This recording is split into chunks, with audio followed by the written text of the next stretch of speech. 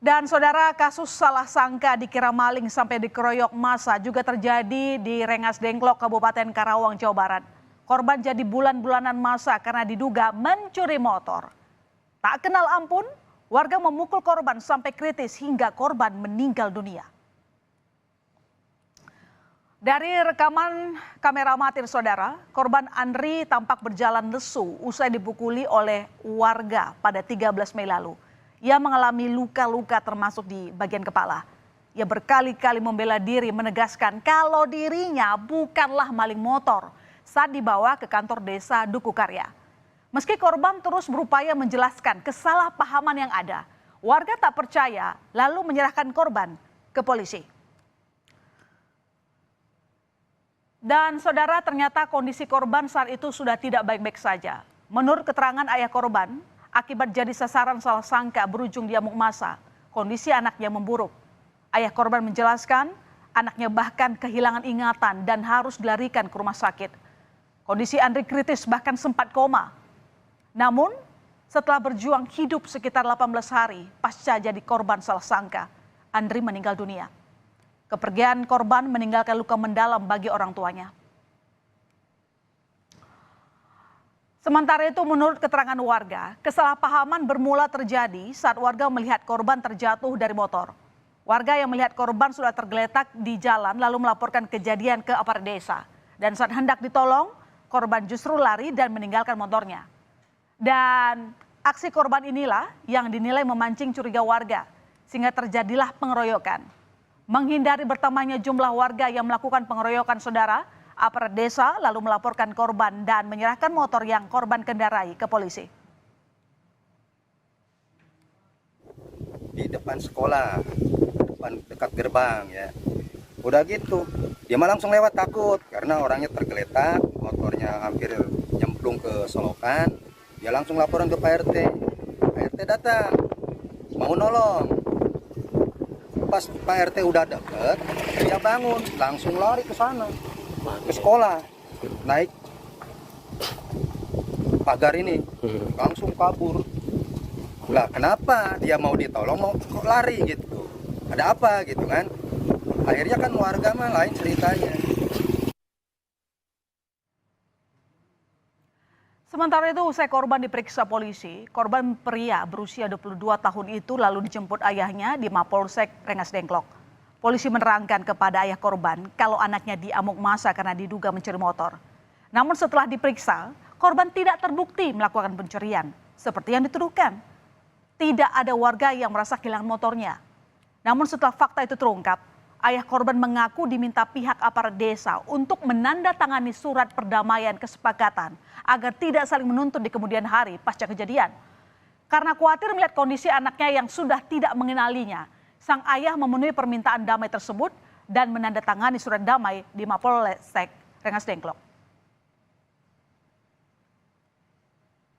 Ya, bahkan saya begitu masuk ke dalam polisi kritis, sudah bahkan sudah tidak mengenali saya yang sebagai orang tuanya. Ya, masa sama bapaknya manggil AA, ampun A, gitu. Begitu saya dekati, berarti dia udah benar-benar kan mentalnya udah terganggu. Rantib Duku Karya menyerahkan anak saya kepada saya. Tapi sebelum anak itu bisa saya bawa, saya diminta untuk menandatangani surat perdamaian, ya, untuk tidak menuntut, untuk tidak saling menuntut. Dengan sangat panik, saya terpaksa tanda tangani karena saya melihat kondisi anak saya sudah tidak berdaya. Ya, sempat panik melihat kondisi sang anak hingga menandatangani surat perdamaian. Ayah korban kini menuntut keadilan.